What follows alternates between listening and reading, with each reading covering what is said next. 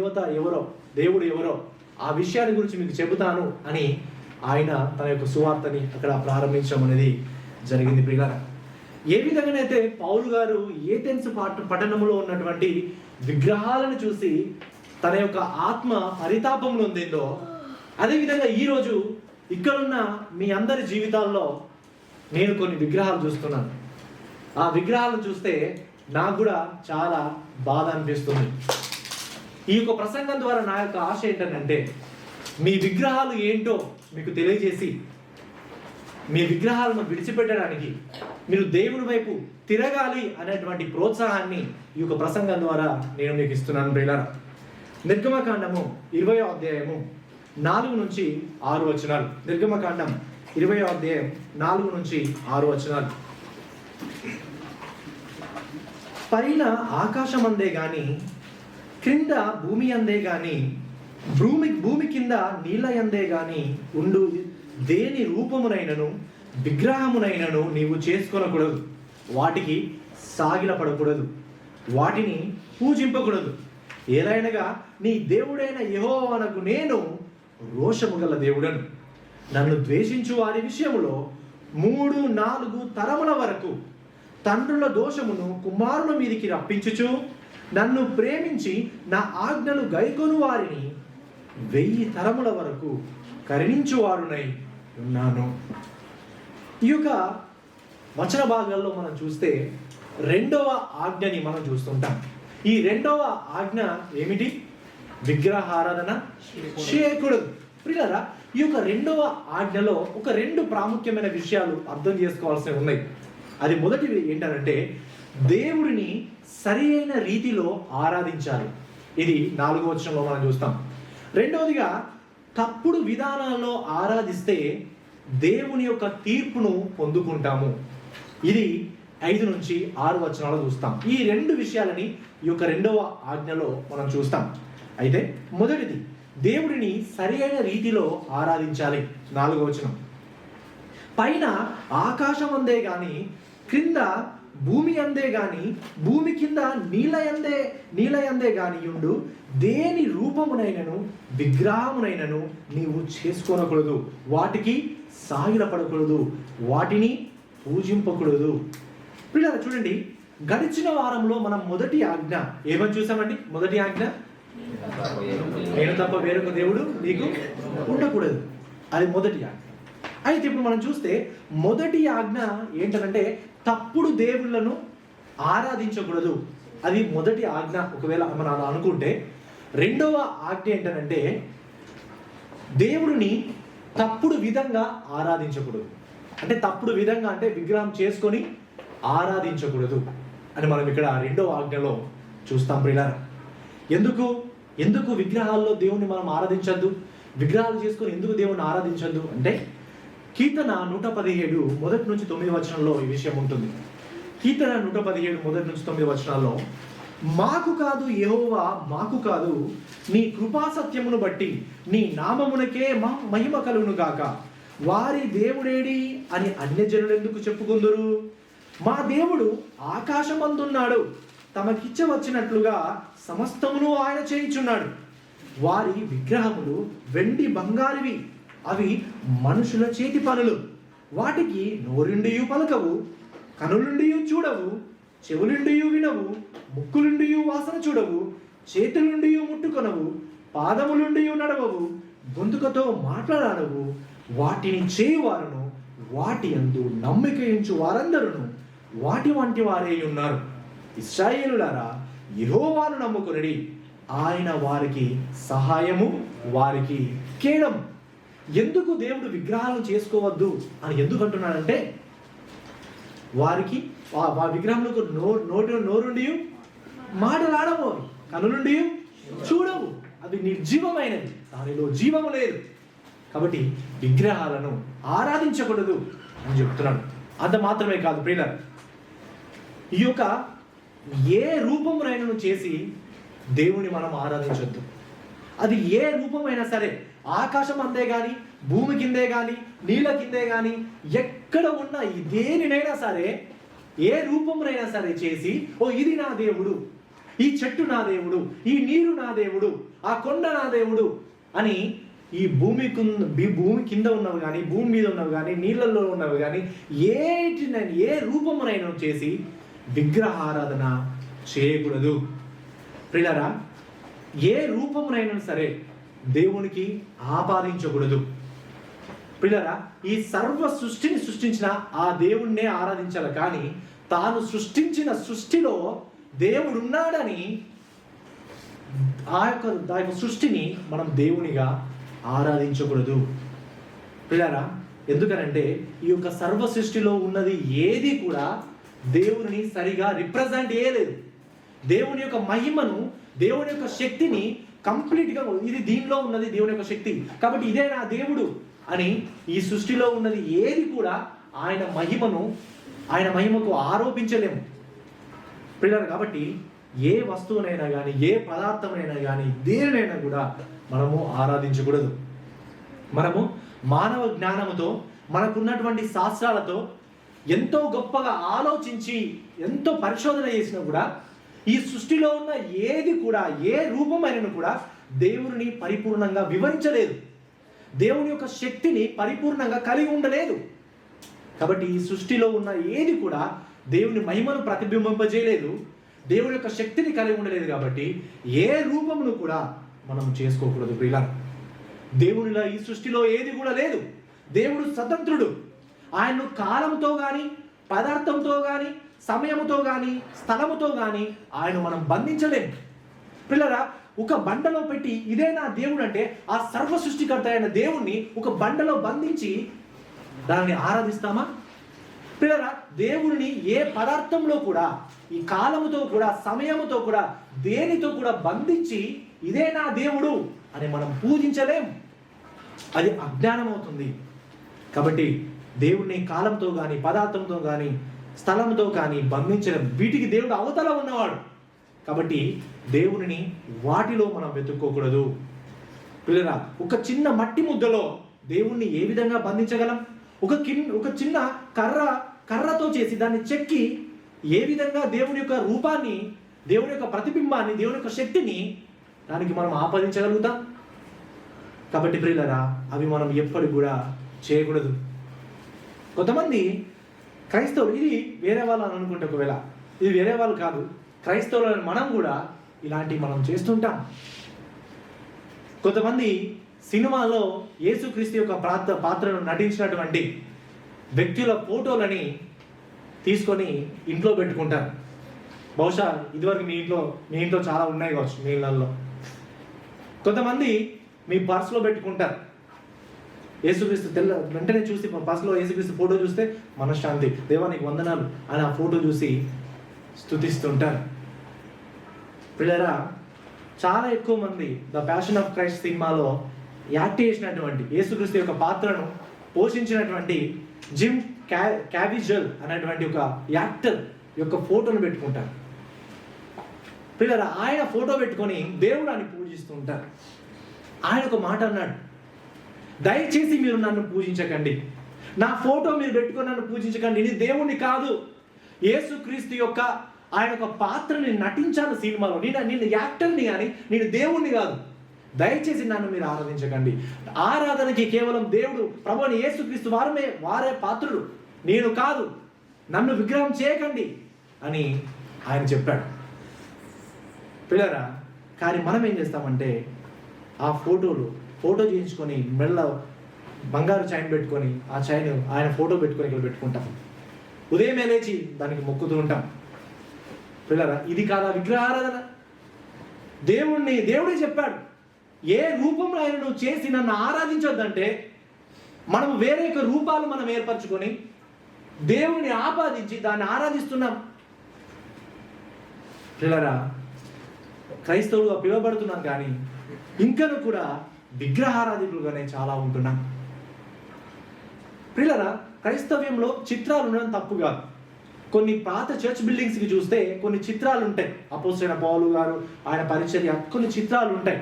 ఆ చిత్రాలు చరిత్రల గురించి తెలియజేయడానికి వాడబడతాయి, కానీ ఆ చిత్రాలకు సాగిలపాడి మొక్కడానికి కాదు. చర్చ్ బిల్డింగ్ కనబడితే అక్కడికి వెళ్ళి ఇట్లా మొక్కి ఇలా అనుకొని ఇట్లా ముద్దు పెట్టడం కాదు. ప్రియరా, కొంతమంది సిలువలు కూడా చేసుకొని మెడలో వేసుకొని ఉదయమే లేచి మొక్కుతూ ఉంటారు. సిలువలు ఇంట్లో పెట్టుకొని దానికి వెళ్ళి ఇట్లా మొక్కుతుంటారు.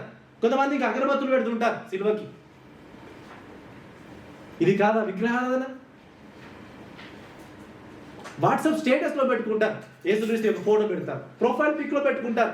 ప్రొఫైల్ పిక్ వీళ్ళు క్రైస్తవం తెలవడానికి యేసుక్రీస్తు యొక్క ఫోటో అన్నట్టుగా, అంటే వేరే వాళ్ళ సినిమాలో యాక్ట్ చేసిన యాక్టర్ యొక్క ఫోటో పెట్టుకొని స్టేటస్ లో వాట్సాప్ లో ప్రొఫైల్లో పెట్టుకుంటారు. ప్రియులారా, అవన్నీ కూడా విగ్రహారాధననే. దయచేసి వాటికి మనం దూరంగా ఉండాలి.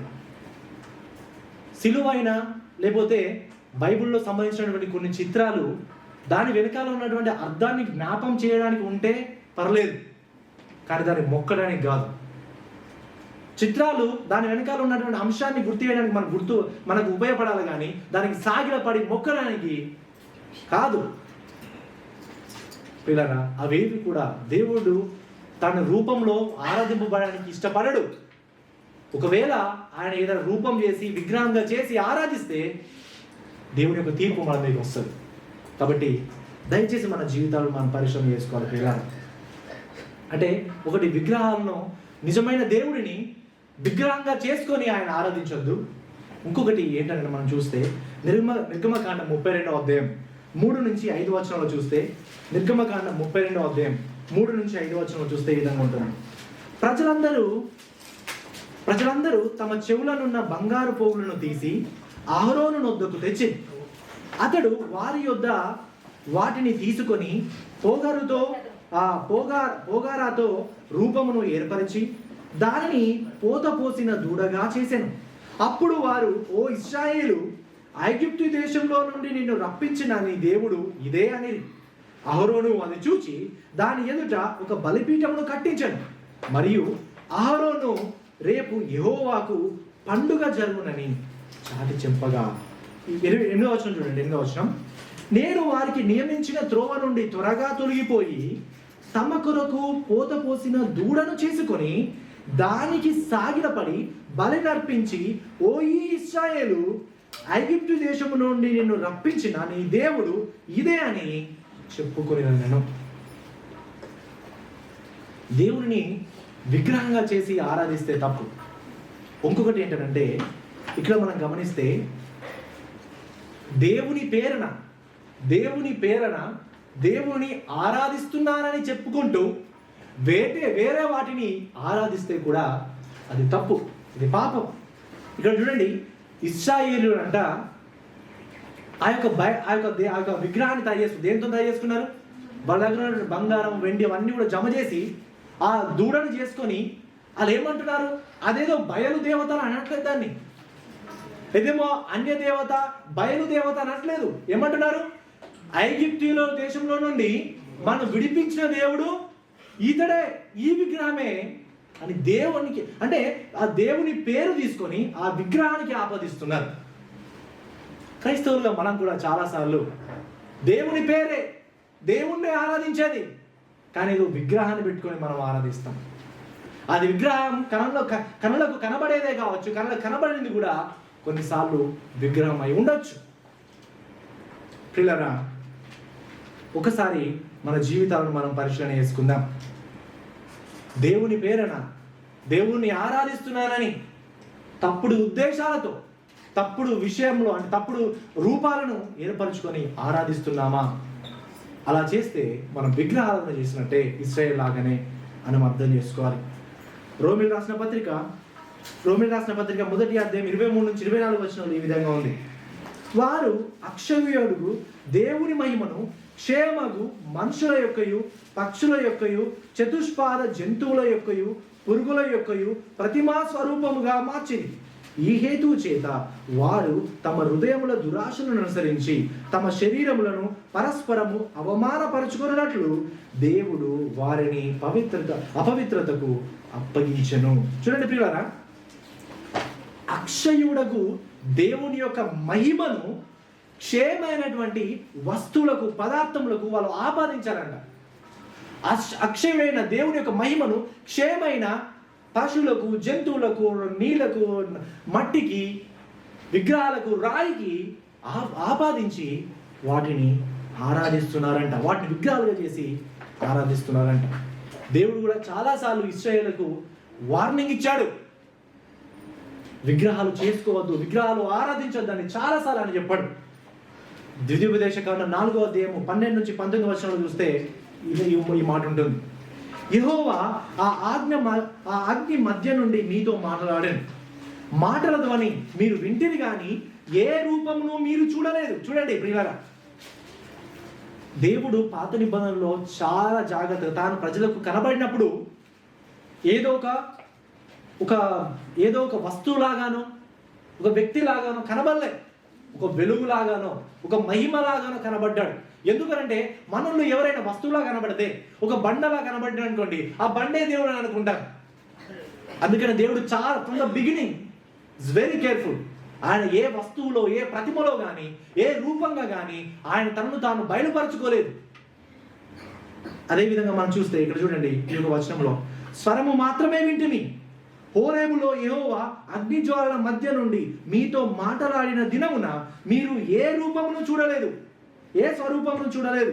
కావున మీరు చెడిపోయి భూమి మీదనున్న ఏ జంతువు ప్రతిమనైనను, ఆకాశమందు ఎగురు రెక్కలు గల ఏ పక్షి ప్రతిమనైనను, నేల మీద ప్రాకు ఏ పురుగునైనను, భూమి కిందనున్న నీళ్ళ యందలి ఏ చేప ప్రతిమనైనను, ఆడు ప్రతిమనైనను, మగ ప్రతిమనైనను గాని ఏ స్వరూపము కలిగిన విగ్రహమును మీ కొరకు చేసుకొనకుండునట్లును, ఆకాశము వైపు కనులెత్తి సూర్య చంద్ర నక్షత్రములైన ఆకాశ సైన్యములను చూచి మరలు కొల్పబడి నీ దేవుడైన యెహోవా సర్వాకాశము కిందనున్న సమస్త ప్రజల కొరకు పంచిపెట్టిన వాటికి నమస్కరించి వాటిని పూజింపకుండునట్లును మీరు బహుజాగ్రత్తగా ఉండుడి అంటున్నాడు.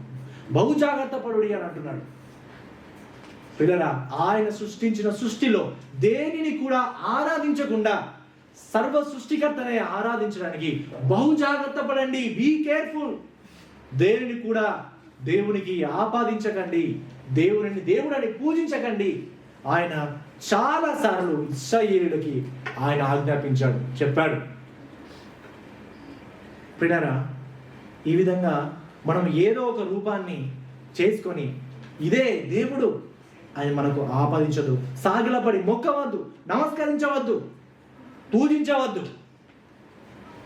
మనుషులంట కల్పన పద్ధతుల్లో వాళ్ళే ఒక దేవుణ్ణి చేసుకొని ఇదే మా దేవుడు అని ఆరాధిస్తారంట.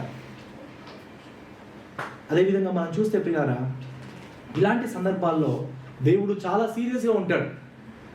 దేవుని యొక్క మహిమను దేనికిచ్చినా దేవుడు తాను చెప్పినట్టు మనుషులమైన మనం తన పద్ధతి ప్రకారం, తన విధి విధానాల ప్రకారం, తన వాక్య ప్రకారం ఒకవేళ మనం ఆయన ఆరాధించకపోతే దేవుని యొక్క తీర్పును మనం పొందుకుంటాం. మనం చూసినట్లయితే ఆది కాండంలో మనం చూస్తే కయీను హేబేలు సందర్భంలో దేవుడు బలి అర్పణల ద్వారా ఆరాధించబడతాడని ముందుగానే దేవుడు ఆదాము అవ్వలకి దేవుడు వ్యక్తపరిచాడు. కానీ కయీను ఆ విధంగా అర్పణను తీసుకొని రాలేదు. హేబేలు ఆ నిజంగా దహన బలిని ఆయన అర్పించాడు. కాబట్టి హేబేలు యొక్క అర్పణను దేవుడు తీసుకున్నాడు, కానీ కయీను యొక్క అర్పణ ఆయన తీసుకోలేదు. ఆయన అర్పణను ఆయన రిజెక్ట్ చేశాడు. అదేవిధంగా మనం చూస్తే లేవికాండం 10వ అధ్యాయంలో మనం చూస్తే అహరోను కుమారులైనటువంటి నాదాబు, అబీహులు కూడా యెహోవా ఆజ్ఞాపించని వేరొక అగ్నిని బలిపీఠం దగ్గరికి తీసుకొని వస్తే వాళ్ళు అక్కడే కాలిపోయి చనిపోవడం అనేది మనం అక్కడ చూస్తుంటాం ప్రియులారా. అదేవిధంగా 1 సాముయేలు 13:9 నుంచి 13 వచనంలో చూస్తే యాజకులు మాత్రమే బలిని అర్పించాలి. కానీ అది కాదని, ధర్మశాస్త్ర ప్రకారం అది కాదని సౌలు బలిని అర్పించినప్పుడు సమూయేలు చేత గద్దింపబడ్డాడు. ఆ రాజత్వం నుంచి ఆయన తీసివేయడం కూడా జరిగింది. అది అక్కడ కూడా మనం గమనిస్తూ ఉంటాం. 2 సాముయేలు 6వ అధ్యాయం 6 నుంచి 7వ వచనంలో చూస్తే ఉజ్జా, లేవీయులు వాళ్ళు మాత్రమే మోయాల్సినటువంటి మందసాన్ని వాళ్ళు ముట్టుకున్న కారణం చేత, వేరే వాళ్ళు ముట్టుకున్న కారణం చేత దేవుని యొక్క శాపానికి వాళ్ళు లోనయ్యారు, వాళ్ళు మరణించారు అనే విషయాన్ని అక్కడ చూస్తుంటాం. ఇదే విధంగా మనం చాలా సందర్భాల్లో మత్తయి సువార్త 15వ అధ్యాయం కానీ, 2వ తెస్సలోనిక 2:15 కానీ, అపోస్తలులు దేవుడి నూతన నిబంధనలో దేవుడు చెప్పినటువంటి మాటల ప్రకారం దేవుడిని ఆరాధించినప్పుడు దేవుని యొక్క తీర్పును వాళ్ళు పొందుకున్నారు అనే విషయాన్ని మనం చాలా చోట్ల మనం చూస్తుంటాం ప్రియులారా. అంటే దేవుడు తాను ఏ విధంగా ఆరాధింపబడాలని ఆయన వాక్యంలో రాయించాడో అదే విధంగా ఆయన ఆరాధించాలి. కానీ మనం ఏదో క్రియేటివిటీగా ఆలోచించి విగ్రహాలు చేసుకొని ఏదో చేసుకొని మనం ఆరాధిస్తే మాత్రం దేవుడు ఆరాధింపబడడు. అంత మాత్రమే కాదు, ఆయన సరిగా ఆరాధించినందువల్ల దేవుని యొక్క తీర్పును కూడా మనం పొందుకుంటాం అనే విషయాలు మనం ఇప్పుడు చూడాలి ప్రియులారా. ఇంకొక ప్రాముఖ్యమైన విషయం మనం ఈ విషయంలో చూస్తే, హెజ్కేలు 18వ అధ్యాయం 11 నుంచి 13 వచనంలో ఈ విధంగా ఉంది. హెజ్కేలు 18వ అధ్యాయం 11 నుంచి 13 వచనాలు. చేయవలసిన మంచి క్రియలలో దేనినైనా చేయకయుండిన అనగా పర్వతముల మీద భోజనము చేయడయు, తన పొరుగు వారి భార్యను చెరుకుటయు, దీనులను దరిద్రులను బాధ పెట్టి బలత్కారము చేత నష్టము కలగజేయుటయు, తాకట్టు చెల్లింపకపోవుటయు, విగ్రహముల తట్టు చూచి ఏ కృత్యములు జరిగించుటయు, అప్పిచ్చి వడ్డీ పుచ్చుకొనుటయు, లాభము చేపట్టుకొనుటయు, ఈ మొదలగు క్రియలు చేసిన ఎడల వాడు బ్రతకడు. ఈ ఏ క్రియలన్నీ చేసిన కనుక అవశ్యముగా వానికి మరణశిక్ష విధింపబడును. వాడు తన ప్రాణమునకు తానే ఉత్తరవాది యగును. ఈ యొక్క వచన భాగాల్లో మనం చూస్తే తోటి వారికి వ్యతిరేకంగా చేసేటువంటి పనులను ఆయన చెప్తూ ఉన్నాడు. వేరే వారికి, తోటి వారికి వ్యతిరేకంగా పనిచేసే ఏంటి? లాక్కోవడం, అన్యాయంగా లంచం పుచ్చుకోవడం, పొరుగు వారి భార్యను ఆశించడం, ఇవన్నీ కూడా ఎదుటివారితో చేసేటువంటి పాపాలు. కానీ ఈ పాపాల మధ్యలో ఎందుకు విగ్రహారాధన గురించి మెన్షన్ చేశాడు? ఎందుకు విగ్రహాల గురించి ఈ యొక్క వచన భాగంలో మెన్షన్ చేశాడు అని అంటే, ఇక్కడ పాయింట్ ఏంటంటే, మనుషులలో ఉన్నటువంటి దేవుని యొక్క స్వారూప్యాన్ని గుర్తించకపోతే మనుషుల పట్ల మనం వ్యతిరేకంగా పాపం చేస్తాం. మనుషుల్లో ఉన్నటువంటి దేవుని యొక్క స్వారూప్యాన్ని గుర్తించకపోతే మనుషులకు వ్యతిరేకంగా పాపం చేస్తాం. ఇది ఒక పాపం. రెండవ పాపం ఏంటంటే, ఆ దేవుని యొక్క స్వరూపాన్ని కొన్ని వస్తువులకు ఆపాదించి, ఆ వస్తువులకు పదార్థాలకు ఆపాదించి ఆరాధించడాన్ని బట్టి మనం విగ్రహారాధన చేస్తాం. మనుషుల్లో ఉన్న దేవుని యొక్క స్వరూపాన్ని గుర్తించకపోవడం వల్ల పాపం చేస్తాం. దేవుని యొక్క స్వరూపాన్ని ఇతర వస్తువులకు, పదార్థాలకు ఆపాదించడాన్ని బట్టి మనం పాపం చేస్తాం, విగ్రహారాధన చేస్తాం అనే విషయాన్ని ఈ యొక్క వచనాల్లో మనం గమనించాలి ప్రియులారా. అయితే మనం చూసినట్లయితే ఇక్కడ విగ్రహాలలో దేవుని యొక్క ప్రతిరూపాన్ని చూడడం అనేది చాలా తప్పు ప్రియులారా. మరొక విషయం మనం చూసినట్లయితే, దేవుడే మనందరినీ కూడా తన విగ్రహాలుగా, తన యొక్క స్టాచ్యూస్ లాగా ఆయన మనం తయారు చేశాడు. అందుకనే మనము చూస్తే సాధారణంగా విగ్రహాలు ఉన్న చోట, ఏదైనా ఊర్లో కానీ పట్టణంలో కానీ ఒక విగ్రహం ఉందనుకోండి, ఆ విగ్రహం ఉంటే మనకి ఏమర్థమవుద్ది? ఓ, ఈ ఏరియా బహుశా వీళ్ళకి సంబంధించింది కావచ్చు, లేకపోతే ఈ విగ్రహం ఉంది కాబట్టి ఈయనకు సంబంధించిన వాళ్ళే ఈ యొక్క ప్రాంతంలో ఉంటారు కావచ్చు అనే విషయం మనకు అర్థమవుతుంది కదా. ప్రతిమలు, స్టాచ్యూస్ అనేవి అలా మనకు తెలియజేస్తాయి. ఈ లోకంలో మనము కూడా దేవునికి ప్రతిమలుగా ఉన్నాం. దేవుని యొక్క స్వరూపాన్ని ప్రతిబింబింపజేసే వాళ్ళుగా మనం ఉన్నాం. ఆ విషయాన్ని మనం తెలుసుకొని దేవుని యొక్క స్వరూప్యాన్ని, దేవుని యొక్క సాక్షులుగా ఈ లోకంలో మనం బ్రతకాలే తప్ప దేవుని యొక్క స్థానంలో వేరే వాటిని విగ్రహాలుగా చేసుకొని మనం పూజించవద్దు అనే విషయాన్ని ఈ లోకంలో దేవుని యొక్క సాక్షులుగా, దేవునికి రిప్రజెంటేటివ్స్గా ఈ లోకంలో మనం ఉండాలి. ఈ యొక్క విషయాలు చెప్తున్నప్పుడు బహుశా మీలో కొందరు చాలామంది, పాస్టర్ గారు ఈరోజు నాతో మాట్లాడలేదు, ఇది నేనైతే విగ్రహం చేసుకోవట్లేదు, మా ఇంటికి రండి, మా ఇంట్లో ఏమి విగ్రహాలు లేవు, మాలో ఏం బొమ్మలు లేవు, మేము వేటిని పూజించము అని మీరు అనుకుంటున్నారు. అమ్మ నేను హ్యాపీ అని అనుకుంటున్నారు. కానీ ప్రియులారా, మీరు విగ్రహాలను పూజించకపోవచ్చు, బొమ్మలు పెట్టి బొమ్మలకు మీరు మొక్కకపోవచ్చు, కానీ మీ హృదయంలో పెట్టారు మీరు విగ్రహాలు. మీరు కనబడని విగ్రహాలు మీ హృదయంలో పెట్టారు. కొంతమంది జీవితంలో విగ్రహాలు ధనం, పేరు, ఆస్తిపాస్తులు, ఐశ్వర్యాలు ఉన్నాయి. ఇప్పుడు ఒక సమయం ఒక చిన్న టెస్ట్ మీకు. మీ విగ్రహాలు ఏంటో మీరు తెలుసుకోవాలనుకుంటున్నారా? మీ విగ్రహాలు ఏంటో మీరు దేన్ని ఆరాధిస్తున్నారో మీరు తెలుసుకోవాలనుకుంటున్నారా? అయితే ఒక 1 minute ఒక టెస్ట్ పెడతాను మీకు. మీ దగ్గర పెన్ను పేపర్ ఉంటే రాయండి. ఒక నెలకి మీరు ఎంత సంపాదిస్తున్నారు మీకే రాయండి. ఒక నెలకి మీరు ఎంత సంపాదిస్తున్నారు నెంబర్ వేసుకోండి. వేసుకున్నారా? ఓకే. ఆ జీతంలో దేవుడు మీకు ఇచ్చినటువంటి జీతంలో, దేవుడు మీకు ఇచ్చినటువంటి సంపదలో దేనికి ఎంత ఎంత శాతం మీరు ఇస్తున్నారు రాయండి. 1 minute రాయండి. దేనికి 5,000 వస్తే దేనికి ఎంత ఎంత ఎంత ఎంత అని ఒకసారి రాయండి. I give you time. రాయండి. మీ విగ్రహాలు అంటే మీరు తెలుసుకోవాలని ఇష్టపడుతున్నారా? రాయండి. మీ విగ్రహాలు మీకు అర్థమవుతాయి.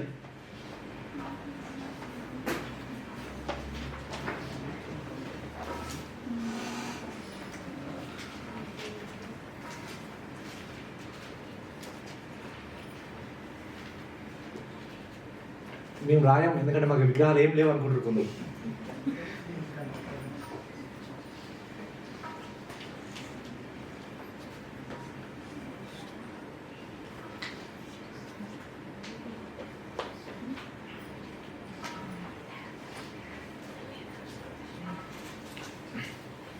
ఓకేనా? రాశారా? ఇంకొకటి, దేవుడు మీకు ఇచ్చినటువంటి 24 గంటల్లో దేనికి ఎంత ఎంత గడుపుతున్నారు రాయండి. దేవుడు మీకు ఇచ్చినటువంటి 24 గంటల్లో దేనికి ఎంత ఎంత సమయం గడుపుతున్నారు రాయండి.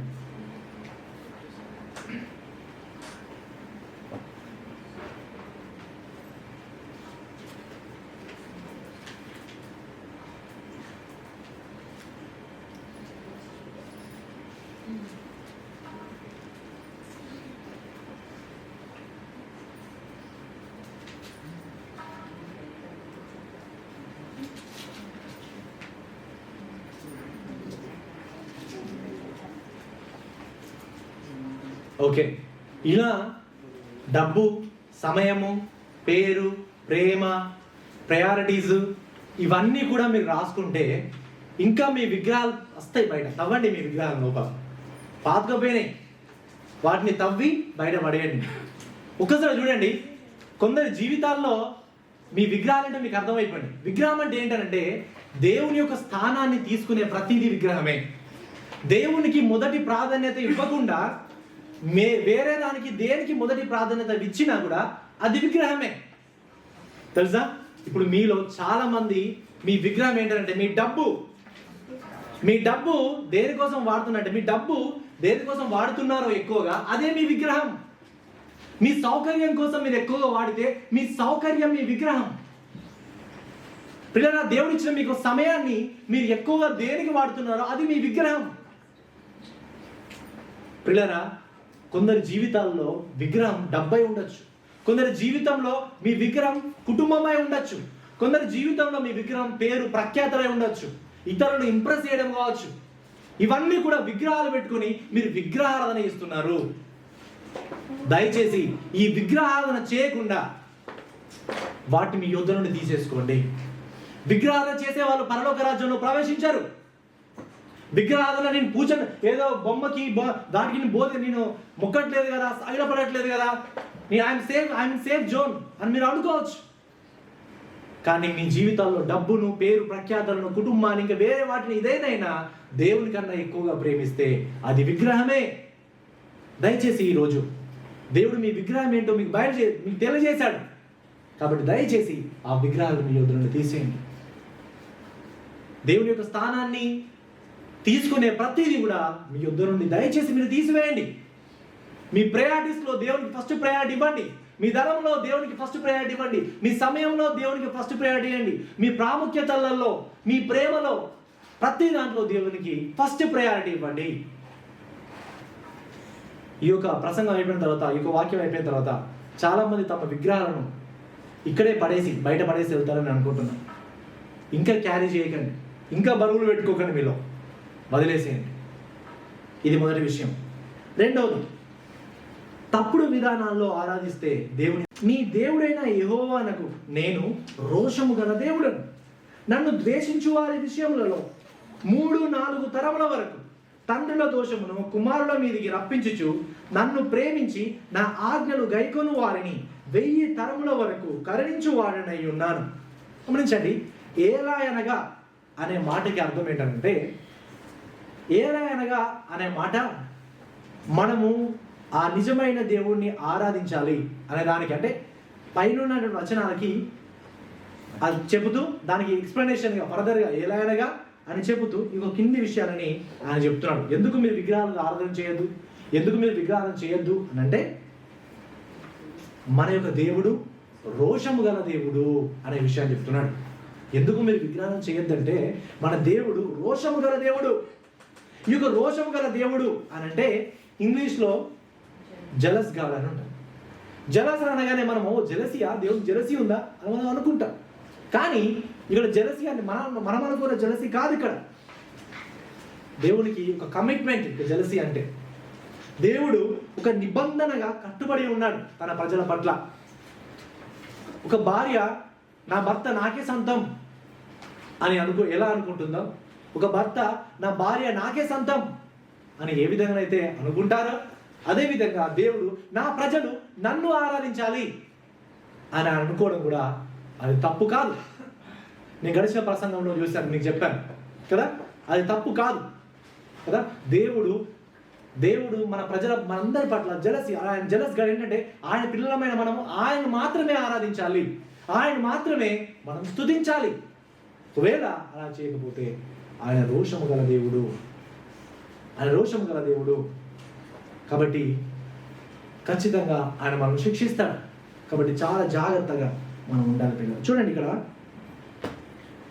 ఇక్కడ ఇంకొక విషయం ఏంటంటే, ఆయన రోషం గల దేవుడు కాబట్టి మనం చాలా జాగ్రత్తగా ఆయన ఆరాధించాలి. ఈ 5వ వచనం 2వ భాగంలో చూస్తే, నన్ను ద్వేషించు వారి విషయంలో 3-4 తరముల వరకు తండ్రుల దోషమును కుమారుల మీదికి రప్పించుచు.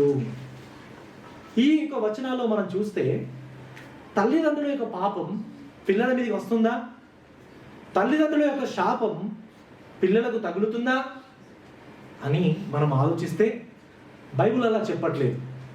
కొంతమంది అనుకుంటారు ఏంటి అంటే, తల్లిదండ్రుల యొక్క పాపం పిల్లల మీదకి వస్తుంది, వాళ్ళ యొక్క శాపం వాళ్ళ మీదకి వస్తుంది అని అనుకుంటారు. అని బైబిల్ అలా చెప్తుందా? లేదు. హెజ్కేలు 18-20 వచనంలో చూస్తే క్లియర్గా ఉంటుంది. పాపము చేయువాడే మరణము నొందును. ఎవరు? పాపమును చేయువాడే మరణము నొందును. తండ్రి యొక్క శిక్ష, దోష శిక్షను కుమారుడు మోయటలేదని కుమారుని దోష శిక్షను తండ్రి మోయడు. నీతిపరుని నీతి ఆ నీతిపరునికే చెందును, దుష్టుని దుష్టత్వము ఆ దుష్టునికే చెందును. ఎవరి పాపము వారికే, ఎవరి మేలు వారికే. ఎవరి యొక్క పాపాన్ని బట్టి దేవుడు వారికి తీర్పు తీస్తాడు. కానీ తల్లిదండ్రులు చేసినటువంటి పాపాన్ని బట్టి కుమారులకు దేవుడు శిక్షనివ్వడు, కుమారులకు ఆయన తీర్పునివ్వడు. కొంతమంది పిల్లలు వికలాంగులుగా పుడితే తల్లిదండ్రులు చాలా బాధపడుతుంటారు. అయ్యో, నేను చేసిన శాపం నా పిల్లల మీద వచ్చిందా అని. అయ్యో, నా శాపం, మా తాతల శాపం, మా ముత్తాతల శాపం మా వీళ్ళ మీదకి వచ్చిందా అని క్రైస్తవులుగా కొందరు బాధపడుతుంటారు. కానీ దేవుడు అలాంటి వాడు కాదు. దేవుడు అన్యాస్తుడు కాదు. ఎవరి జీవితాన్ని బట్టి దేవుడు వారికి మాత్రమే తీర్పు తీరుస్తాడు. కానీ తల్లిదండ్రుల యొక్క పాపాలను శాపాలను కుమారుల మీదకి ఆయన తీసుకొని రాడు అనే విషయాన్ని మనం చూస్తుంటాం పిల్లరా. కొంతమంది అయితే మా ఇంటికి వచ్చి ప్రార్థన చేయండి, మా తాత ముత్తాతలు మా అమ్మ నాన్నల యొక్క శాపం మా ఇంట్లో ఉంది, ప్రార్థన చేయండి, ఆ శాపం తీసేయండి అని ప్రార్థన చేయించుకొని ఆయిలంతా ఉంచుకుంటారంట ఇల్లంతా. పిల్లరా, తల్లిదండ్రుల యొక్క పాపము కుమారుల మీదకి రాదు. అసలు ఇక్కడ పాయింట్ ఏంటి? ఎందుకు ఇక్కడ ఆయన ఇలా చెప్తున్నాడు అని అంటే, కొంతమంది మా తల్లిదండ్రులు మా ముత్తాతలు ఇదే పాపాన్ని చేసుకుంటూ వచ్చారు కాబట్టి మేము కూడా ఇదే చేస్తున్నాం, ఇదే మా సంస్కృతి, ఇదే మా కల్చర్, ఇది మా కుల వృత్తి, ఇలానే మా కుటుంబస్తులు మా తాత వాళ్ళు బ్రతికారు కాబట్టి మేము కూడా చేస్తున్నాం, కాబట్టి మేము చేస్తే అది తప్పు కాదు, ఇదే మా పని అని ఎవరైతే అలా అనుకొని మాది తప్పు కాదు అని ఎవరైతే అనుకుంటారో వారి గురించి కూడా మాట్లాడుతున్నాడండి. పిల్లరా, మీరు మీ తాత వాళ్ళు, ముత్తాత వాళ్ళు, మీ అమ్మ నాన్న వాళ్ళు చేశారు కాబట్టి నేను చేస్తున్నాను కాబట్టి నేను దోషస్తుని కాదు అని అనుకుంటే నువ్వు తప్పు. నీవు నీ శిక్షకు నువ్వు చేస్తే నీ పాపానికి నువ్వు శిక్ష నీకే పడుతుంది. నా తల్లిదండ్రులు చేశారు కదా నేను చేస్తున్నా అంటే అది గ్రాంటెడ్ కాదు అనే విషయాన్ని ఆయన ఇక్కడ తెలియజేస్తున్నారు. ప్రియులారా, అంటే గడిచిన తరంలో మీ పితరులు చేసినటువంటి తప్పులను మీరు చేస్తే మీకు తప్పకుండా తీర్పు ఉంటుంది అనే విషయాన్ని చెప్తున్నాడు ఇక్కడ. వారిని బట్టి మీరు తప్పించుకునే సమస్య లేదు. తల్లిదండ్రుల యొక్క పాపము పిల్లల మీదకి రాదు, వాళ్ళ దోషము పిల్లల మీదకి రాదు. కానీ వాళ్ళ యొక్క పాప ఫలితం వల్ల పిల్లలు ప్రభావితమయ్యే అవకాశం ఉంటుంది. తల్లిదండ్రులు బాగా తండ్రి తాగుడుకు బానిసయి, తల్లి ధనాన్ని సరిగా మెయింటైన్ చేయకుండా ఉంటే, పిల్లలను సరిగా చదివించకుండా ఉంటే, తల్లిదండ్రుల యొక్క బలహీనతను బట్టి, పాపాన్ని బట్టి, వాళ్ళ దోషాన్ని బట్టి పిల్లలు సఫర్ అవుతారు. వాళ్ళకి ఎడ్యుకేషన్ ఉండదు, వాళ్ళకి ఆరోగ్యం ఉండదు. వాళ్ళ యొక్క వాళ్ళ యొక్క గైడెన్స్ను బట్టి, వాళ్ళ యొక్క నడిపింపు సరిగా లేకపోవడాన్ని బట్టి, వాళ్ళ బలహీనతలను బట్టి వీళ్ళు ప్రభావితం అవుతారు. కానీ వారి యొక్క పాపం అనేది వీరి మీదకి ఆపాదించబడదు అనే విషయాన్ని మనం ఇక్కడ గమనించాలి ప్రియులారా. ఇక్కడ దేవుడు ఇక్కడ శాపం పాపం గురించి మాత్రమే ఆయన మాట్లాడడం లేదు. ఇక్కడ ఏమంటున్నాడంటే ఒక ఇచ్చడికి ఇచ్చాడు, ఒక గొప్ప ఆశీర్వాదం ఇచ్చాడు. ఆ ఆశీర్వాదం ఏంటో చూడండి 6వ వచనంలో, నన్ను ప్రేమించి నా ఆజ్ఞను గైకొను వారిని 1000 తరముల వరకు కరుణించువాడునై ఉన్నాను. మీరు మా అమ్మ నాన్న చేశారు, మా తాతలు చేశారు కాబట్టి నేను చేసిన పాపం లేదు అని అనుకుంటే నీవు తీర్పు పొందుకుంటావు. కానీ నన్ను ప్రేమించి నా ఆజ్ఞను గైకొంటే నువ్వు 1000 తరముల వరకు నేను కరుణిస్తాను అంటున్నాడు. అంటే 1000 తరముల వరకు నేను కరుణిస్తానంటే ఎంతో గొప్ప కృపని, ఎంతో గొప్ప కనికరాన్ని నీకు చూపిస్తా అని అంటున్నాడు అన్నట్టు. ఇక్కడ గమనించండి, ఇక్కడ దేవుడు ఇక్కడ మాట్లాడినటువంటి గొప్ప మాట ఏంటంటే, ఎవరైతే దేవుణ్ణి ప్రేమించి ఆయన ఆజ్ఞలు గైకుంటారో వారి పట్ల దేవుడు 1000 తరముల వరకు కనికరాన్ని చూపెడుతుంటాడంట. ఈ కనికరం అనే పదం ఇక్కడ వాడబడిన పదం చాలా లోతైన పదం. ఈ కనికరం పదం ఏంటంటే నిబంధన సంబంధమైనటువంటి కనికరం, నిబంధన సంబంధమైనటువంటి ప్రేమ గురించి ఆయన మాట్లాడుతున్నాడు. అంటే దేవుడు తాను ఎన్నుకున్న ప్రజల పట్ల తాను హృదయపూర్వకంగా నిబంధన సంబంధంగా నిన్ను ప్రేమిస్తాను, నేను కనికరిస్తాను అని నిబంధన చేసి మరి ఆయన మనల్ని కనికరిస్తాడు, ఆయన మనల్ని ప్రేమిస్తాడు అనే విషయాన్ని మనం చూస్తుంటాం ప్రియులారా. అన్నిటికంటే ప్రాముఖ్యంగా దేవుడు మన ఎడల గొప్ప కనికరాన్ని ఎక్కడ చూపించాడంటే మన పాపం నుండి ఆయన మనం రక్షించడం ద్వారా గొప్ప కనికరాన్ని చూపించాడు. ప్రియులారా, దేవుడు మనల్ని కనికరించకపోతే మనం అందరం కూడా పాపులమే. పాపం వల్ల నిత్య నరకానికి వెళ్ళడానికి అర్హులం, బాధ్యులం. కానీ దేవుని యొక్క కనికరాన్ని పొందుకోవడానికి, దేవుని యొక్క కృపను పొందుకోవడానికి, దేవుని యొక్క ప్రేమను పొందుకోవడానికి మనలో ఎవ్వరికి కూడా ఏ అర్హత కూడా లేదు. మనకి ఏదైనా ఒక అర్హత ఉందంటే ఆ అర్హత నరకంకే అర్హత ఉంది. మనకి we are qualified to go to hell, not haven.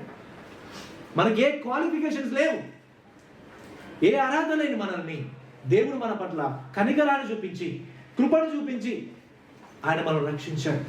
అన్నిటికన్నా గొప్ప కనికరంతో కూడిన గొప్ప కార్యం ఏంటంటే మన స్థానంలో క్రీస్తు ఆ కలవరి శిలువలో చనిపోవడాన్ని బట్టి తన కనికరం ఎంత గొప్పదో, ఎంత కనికరాన్ని ఆయన మన పట్ల చూపించాడో ఆయన బయలుపరిచాడు, ఆయన వ్యక్తం చేశాడు.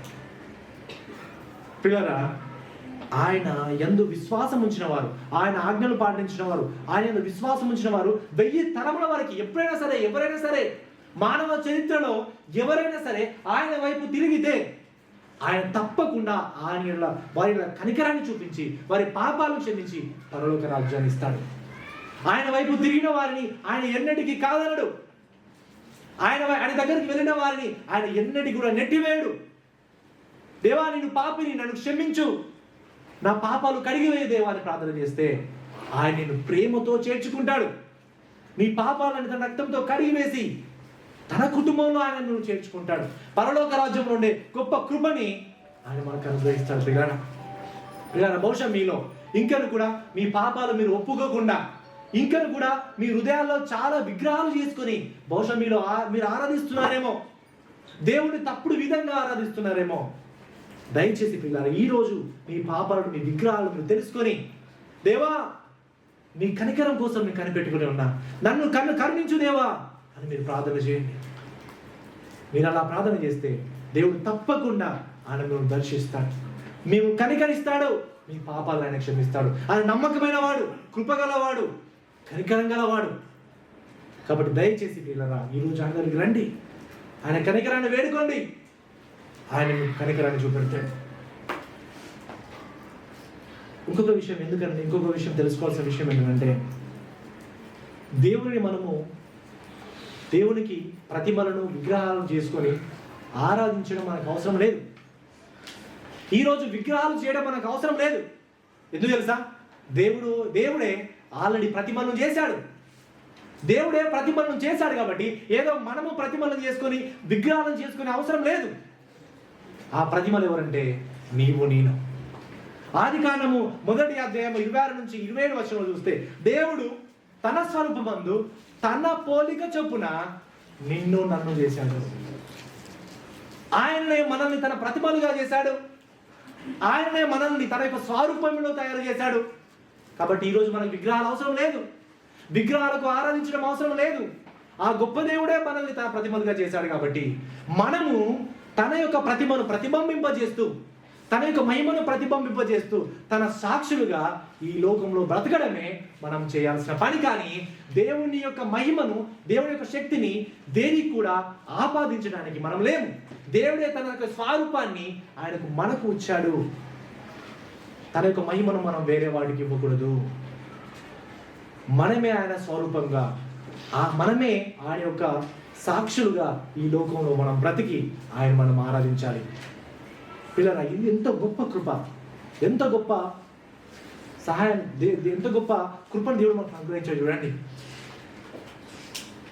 మిమ్మల్ని, తన యొక్క మనసుని, తన యొక్క ఆలోచనని, తన యొక్క స్వరూపాన్ని నీలోనే పెట్టి నీలో నేను నివసిస్తానన్నాడు. మనమే దేవుని యొక్క ఆలయం. దేవుడు మనలో నివసిస్తున్నాడు. ఈ చర్చ్ బిల్డింగ్ లో నివసించాడు, ఆ విగ్రహంలో నివసించాడు, ఆ రాయిలో ఉండడు, ఆ నీళ్ళలో ఉండడు, ఆ చెట్టులో ఉండడు. దేవుడు నీలో ఉంటాడు, దేవుడు మనలో ఉంటాడు, దేవుడు మన సంఘంలో ఉంటాడు. కాబట్టి ప్రియులారా, మనలో ఉన్న దేవుని హృదయపూర్వకంగా ఆరాధిద్దాం. మన మధ్య ఉన్న ఆ దేవుని మన హృదయపూర్వకంగా ఆరాధిద్దాం. సమస్త మహిమ, ఘనత, ప్రభావములు ఆయనకు మాత్రమే చెల్లిద్దాం. ఆయన మహిమను దొంగలించే మన హృదయంలో ఉన్న డబ్బైనా, ఆస్తిపాస్తులైనా, పేరు ప్రఖ్యాతులైన, సౌకర్యాలైనా, ఏవైనా సరే ఈ రోజే మన హృదయం నుంచి తీసివేసి ఆ దేవునికే మన హృదయంలో చోటిద్దాం. మన హృదయంలో నుంచి వాటన్నీ కూడా ఈ రోజే పెళ్ళగొట్టేద్దాం. పిల్లరా, ఒక 2 నిమిషాలు అందరూ మౌనంగా ఉండి మన జీవితంలో ఉన్నటువంటి విగ్రహాలని తీసివేసుకుందాం. దేవా, నా జీవితంలో ఇది విగ్రహం, నీకన్నా ఎక్కువగా నేను దీన్ని ప్రేమిస్తున్నా. దయచేసి నన్ను క్షమించి, కనికరించి ఆ విగ్రహాన్ని తీసేసుకోవడానికి కృపణ దయచేయమని దేవుని యొక్క సహాయాన్ని మనం వేడుకుందాం. ప్రార్థన చేద్దాం.